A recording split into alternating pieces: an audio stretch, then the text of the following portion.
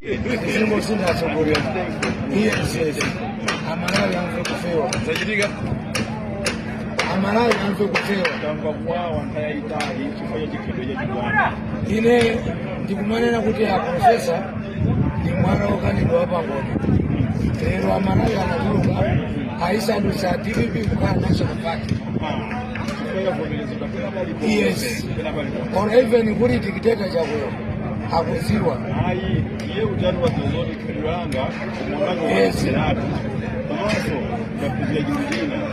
Ungamani akaja banga matemo. Izimene zachikazi. Zimene zachikazi. Mulungu ndi wachikondi.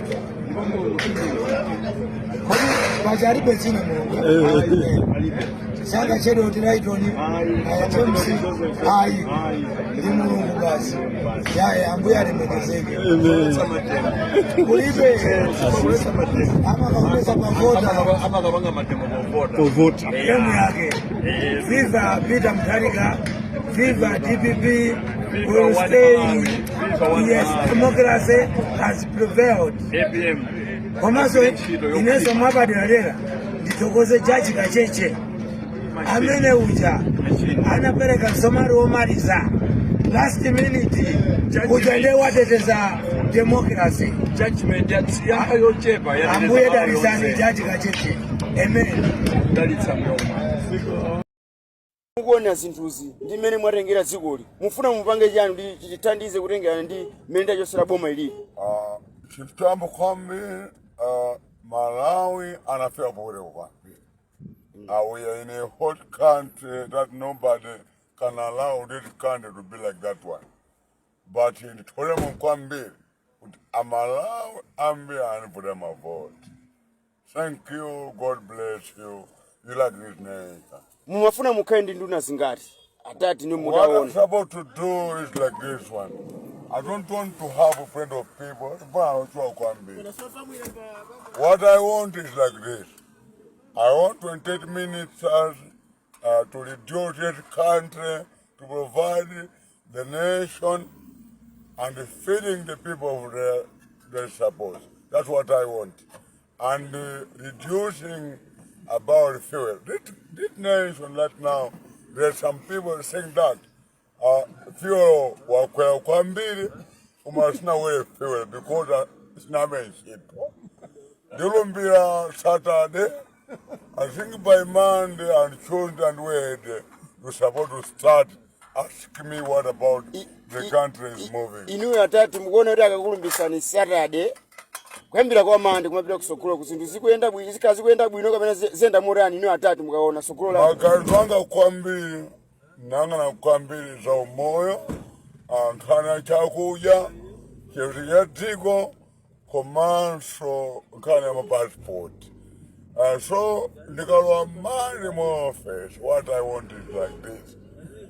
Kufuna kukonda ziko lino. Give me, I told you already into my campaign, I will recover the economy of this country with 2 years. So just believe me, in 2 years' time, I'll do what I'm supposed to do. tukupaseni masiku angati atati kuti zinthu ziyambe kuyenda bwino Malawi. Okusajja mfume kwambiri. Yeah. Chifukwa pa campaign nakamata 2 years. For which means 2 years, ndimemunkolwa mbasa mafuta. Come starting Tuesday or Wednesday, the country is about to move well. Kusonyeza kuti tikudikireni inu after akakulumbisa tikudikireni 2 years ndi pamene No, not only 2 years. I'm not support like that. What I said, ndakamba kulala kuti paper muli kwa kwambiri fona kwambiri kwa America. So I like English so much, but don't worry about that. Or get like trust me. Okay, when you bank interview, we told my wife to get through it, but don't worry, that's what I'm asking you. What I say is like this.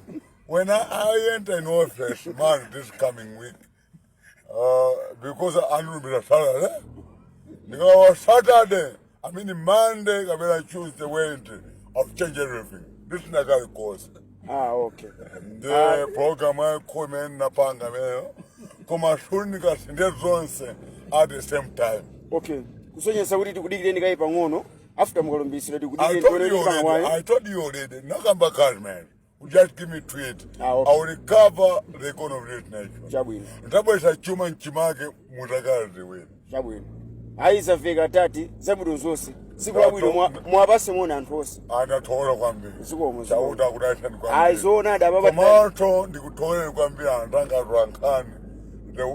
The way you work. Kwa chilota mane kwambiri. Tomato follow wama yankulilo ngana rwankani mukana kwambiri. Osali tijali, kwa jali. Okay, Chabwino. Sikomo.